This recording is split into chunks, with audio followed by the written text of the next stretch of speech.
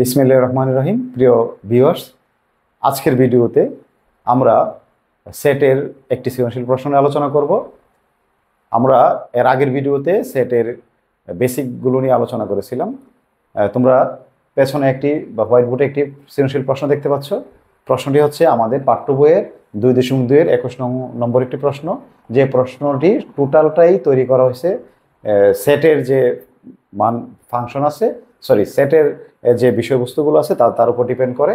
তাহলে আমরা আজকের আলোচনাটাকে শুরু করতে পারি। এখানে ক নম্বর প্রশ্নটি বলছে এ সেটকে তালিকা পদ্ধতিতে প্রকাশ করতে হবে বা প্রকাশ করার জন্য। তো প্রিয় শিক্ষার্থীরা, আমরা কিন্তু গত পর্বের ভিডিওতে যখন সেটের বিষয় নিয়ে আলোচনা করেছিলাম তখন কিন্তু আমরা একটা জিনিস বলেছিলাম, আমাদের এই তালিকায় প্রকাশ করার সময় যদি কোনো সৃজনশীল প্রশ্নে কোনো সেটকে তালিকায় প্রকাশ করতে বলে, সেই ক্ষেত্রে আমাদের সবচেয়ে বেশি গুরুত্ব আরোপ করতে হবে আমাদের সার্বিক সেটটিকে। ঠিক আছে? কারণ সার্বিক সেটের উপর কিন্তু বাকি যত সেট থাকবে তারা কিন্তু নির্ভরশীল। হ্যাঁ, তাহলে আমাদের এই সার্বিক সেটটি কিন্তু আমাদের সবসময় ফোকাসে রাখতে হবে এবং এই সার্বিক সেটের তালিকা যে উপাদানগুলো থাকবে এই উপাদানগুলোর মাধ্যমে কিন্তু আমাদের বাকি সেটগুলো তৈরি হবে বা মান থাকতে হবে। বুঝতে পেরেছি কিনা? তাহলে যেহেতু আমাদেরকে প্রথম প্রশ্ন বলছে এ সেটকে তালিকায় প্রকাশ করো, তাই এ সেটকে তালিকায় প্রকাশ করতে বলছে, কিন্তু আমাদেরকে সার্বিক সেটকে তালিকায় প্রকাশ করতে হবে, তারপরে আমাদের এ সেটকে তালিকায় প্রকাশ করতে হবে। কেন? কারণ প্রশ্ন হচ্ছে এটাই, অনেকে প্রশ্ন করবে স্যার এ সেটকে করলে তো হয়ে যায় না। এ সেট যেহেতু তালিকার উপর সার্বিক সেটের উপর নির্ভরশীল, তাই সার্বিক সেটের উপাদানগুলো আগে বের করতে হবে, তারপর আমাদের এ সেটটাকে বের করে যে যে মানগুলো বা উপাদানগুলো সার্বিক সেটে থাকবে ওই সেটগুলো দ্বারা আমাদের এ সেটটি তৈরি হবে। বুঝতে পেরেছি? তাহলে আমরা প্রথমে সার্বিক সেটটিকে আমরা তালিকায় প্রকাশ করে ফেলি। তাহলে আমাদের সার্বিক সেটটি কি দেওয়া আছে? বলা আছে ইউ সমান সমান x such that x belongs to n এবং x বিজোড় সংখ্যা, এটা বলা আছে। ঠিক আছে? তাহলে বলছে এখানে কয়টি শর্ত আমরা দেখতে পাই? এখানে আমরা দুইটি শর্ত দেখতে পাই। একটা হচ্ছে x স্বাভাবিক সংখ্যা হবে আর x কি হবে? বেজোড় সংখ্যা হবে। এই দুইটি শর্ত সাহায্যে আমরা মানগুলো লিখে ফেলি। তো মানগুলো কি হবে? যেহেতু স্বাভাবিক সংখ্যা, তাই স্বাভাবিক সংখ্যা শুরু হচ্ছে কত থেকে? 1 থেকে। আর যেহেতু বেজোড় সংখ্যা বলছে তাহলে শুধু বেজোড় স্বাভাবিক সংখ্যা হবে। তো বেজোড় স্বাভাবিক সংখ্যা কি? প্রথম কত? 1, তারপর কত? 2 কিন্তু হবে না, 2 যোগ সংখ্যা, তাহলে 3 হবে। ঠিক আছে? তারপর কত? 5, তারপরে কত? 7, তারপরে 9, তারপর কত? 11। এভাবে কিন্তু অসীম পর্যন্ত, শেষ নেই কিন্তু, কারণ সীমানা দেয় নেই আমাদের, এত পর্যন্ত বলে নাই। তাহলে কত পর্যন্ত আমরা জানি না, তাই আমরা ডট ডট দিয়ে আমরা অসীম সংখ্যক আমরা বুঝিয়ে দিতে পারি। ঠিক আছে? এখন আমাদেরকে যে প্রশ্নটি করছে এ সেটটি আমরা লিখতে পারি। তাহলে এ সমান সমান, দেখো কি বলছে তারা। এ বলছে x belongs to n such that 2 less than x less than equal 7, এটা বলা আছে। তাহলে এখানে কয়টি শর্ত আছে? প্রথম কিন্তু শর্তগুলোর প্রতি আমাদের অবশ্যই গুরুত্ব দিতে হবে। তো এখানে শর্ত হচ্ছে, প্রথম হচ্ছে x স্বাভাবিক সংখ্যা, তারপর বলছে x 2 less than equal x, আর দ্বিতীয়টি বলছে কি এই যে এই অংশটা x less than equal 7। তাহলে এই শর্তের একটু মানেটা কি? প্রথম বলছে xটা হবে স্বাভাবিক সংখ্যা, তারপর বলছে 2 less than equal x, x এর মানটা হবে 2 এর সমান এবং বড়, আর তারপরে বলছে x less than equal 7, x এর মানটা 7 এর চেয়ে কি হবে? 7 এর সমান অথবা কি হবে? ছোট হবে। বুঝতে পেরেছি? এই হচ্ছে আমাদের তিনটি শর্ত। তো তিনটি শর্তের আলোকে আমি একটু রাফলি লিখতেছি, আমি কিন্তু উত্তর লিখতেছি না। তো তিনটি শর্তের আলোকে আমাদের উত্তরটা কি হওয়ার কথা ছিল? 2, 3, 4, 5, 6 এবং 7, এটা হওয়ার কথা ছিল না? ঠিক আছে কিনা? কিন্তু ওই যে আমি প্রথম বলছিলাম যে আমাদের সবসময় আমাদের সার্বিক সেটটিকে মাথায় রাখতে হবে। তুমি একটু খেয়াল করে দেখো তো, তোমার এখানে এ সেটের প্রত্যেকটি উপাদান সার্বিক সেটে আছে কিনা। আমরা দেখতে পাচ্ছি এই যে 3 যে মানটি, এই 3 মানটি কিন্তু আমাদের নাই, আর এই 2 মানটি কিন্তু নাই। তারপর কে নাই? 4 নাই। তারপর কে নাই? 6 নাই। আছে? নাই। তাহলে যদি সার্বিক সেটে উপাদানগুলো না থাকে, মানগুলো না থাকে, তাহলে অবশ্যই এইগুলো তোমার ওই সেটের উপাদান হবে না। কথা বুঝতে পারছি এখন? তাহলে আমাদের সেটটি কি হবে? 3, 5, 7। বুঝতে পেরেছি? তাহলে আমাদের এই শর্ত আলোকে আমরা লিখতে পারি 3, 5, 7, 3, 5, 7, এই হচ্ছে তালিকা। এখানে আমরা ইচ্ছা করলে এখানে আমরা কিছু বাংলা কথা লিখে দিতে পারি। তাই কথা লেখার কোনো প্রয়োজন নাই। তোমরা যদি এভাবে ডাইরেক্টলি যদি এই সেটটি লিখে যদি এখানে ডাইরেক্টও মান লিখে দাও, তাহলে তোমাদের মানগুলো তোমাদের এটা হবে। আর যদি ওই কথা লিখতে হয় যে বাংলা কিছু ব্যাখ্যামূলক কথা, তাহলে তো অবশ্যই আরো ভালো হয়। কিন্তু এইভাবে ডাইরেক্ট লিখে দিলেই তোমরা নাম্বার পেয়ে যাবা। তাহলে এই হলো আমাদের ক নম্বর প্রশ্ন। তারপর খ নম্বর প্রশ্ন বলছে এ প্রাইম এবং সি লেস দেন বি নির্ণয় করতে বলছে। তাহলে এ প্রাইমের মান যেহেতু বের করতে বলছে খ নম্বরে, আমি যেহেতু ক নম্বরের মানগুলো আছে আমি লিখতেছি না, তোমরা কিন্তু লিখে নিবা যে ক হতে পাই। হ্যাঁ, তাহলে আমি এ প্রাইমের মানটা বের করে ফেলি। তো প্রাইমের কাজটা আমরা কি শিখছিলাম? প্রাইম মানে হচ্ছে সার্বিক সেট থেকে মাইনাস করা যে সেটের উপর প্রাইম। তাহলে যেহেতু এর উপর প্রাইম, তাহলে সার্বিক সেট থেকে এ কে মাইনাস করতে হবে। তাহলে আমরা সার্বিক সেটের মানটা কি লিখতে পারি? 1 3 5 7 9 11, 1 3 5 7 9, বেশি লেখার প্রয়োজন নেই, ঠিক আছে। আর এর মান হচ্ছে কত? 357। তো অবশ্যই আমার প্রিয় শিক্ষার্থীদের কিন্তু বিয়োগের কাজটা তোমাদের মনে আছে, আমি আশা করি। তাহলে মাইনাসের ক্ষেত্রে আমরা কি বলছিলাম?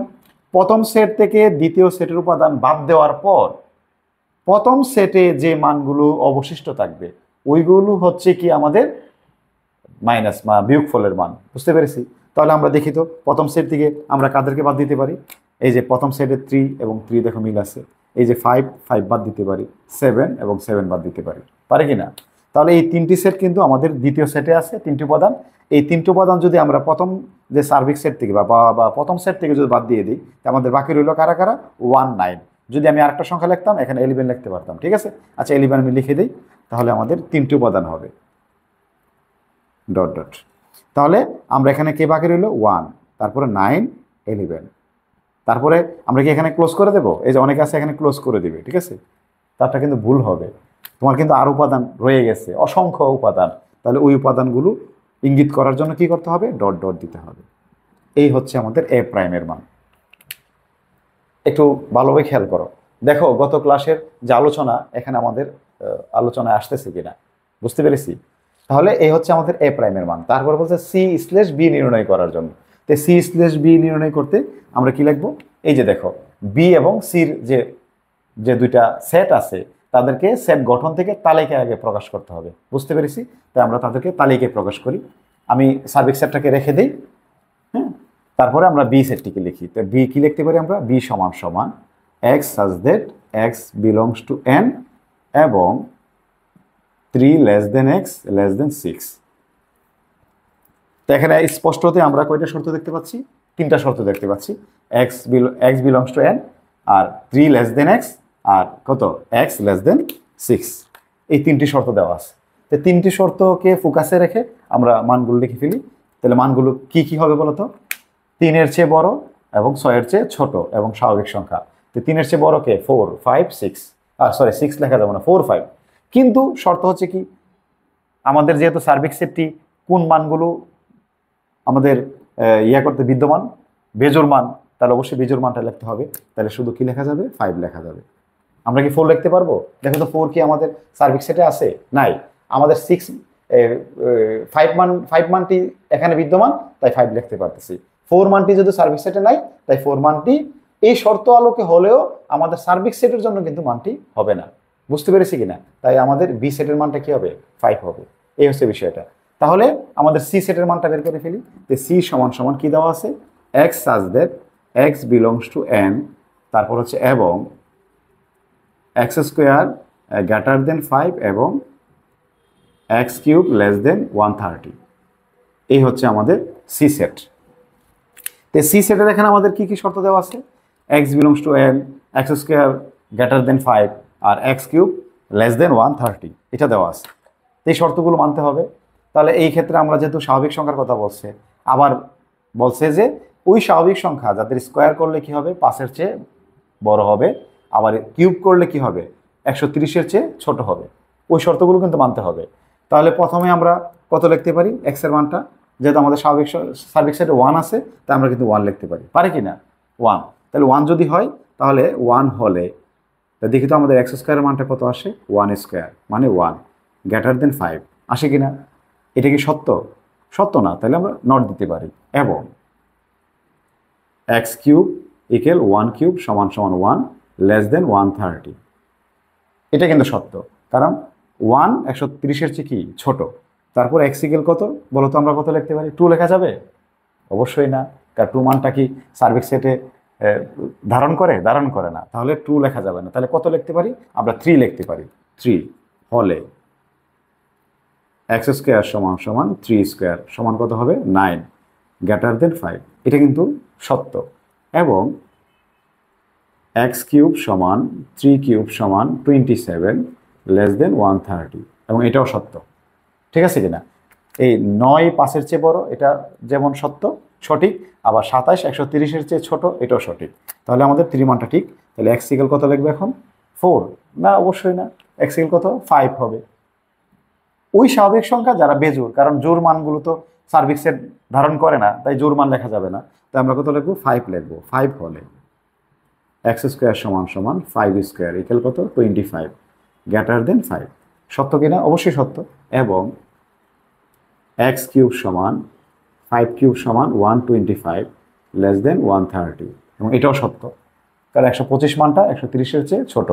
তাহলে কত লিখতে পারি? তারপর একটা এক্স ইকুয়াল 7, সকল বেজোড় মান হলে একে এক্স ইকুয়াল 7 হলে এক্স স্কোয়ার সমান 7 স্কোয়ার ইকুয়াল 49 গ্রেটার দেন 5, সত্য। এবং এক্স কিউব সমান সমান 7 কিউব সমান সমান 343 লেস দেন 130, এটা কি সত্য? অবশ্যই সত্য না। তাহলে এটা কিন্তু সঠিক নয়, যেহেতু নট দিয়ে দিলাম। আচ্ছা, এখন কি এক্স ইকুয়াল 9-এর জন্য কি এই যে আমাদের দ্বিতীয় শর্তটা কি সত্য হবে? আমরা বুঝতে পারতেছি 9-এর জন্য সত্য হবে না। তাহলে কি আমরা এগুলো লেখার প্রয়োজন আছে? প্রয়োজন নাই। তাহলে বলতো কোন মানগুলোর জন্য আমাদের সবগুলো শর্ত মেনে চলছে? এই 3 এবং 5-এর জন্য না? তাহলে আমাদের সির মানটা কি হবে? 3 5। তাহলে আমরা দেখতে পারি সি সমান সমান 3 5।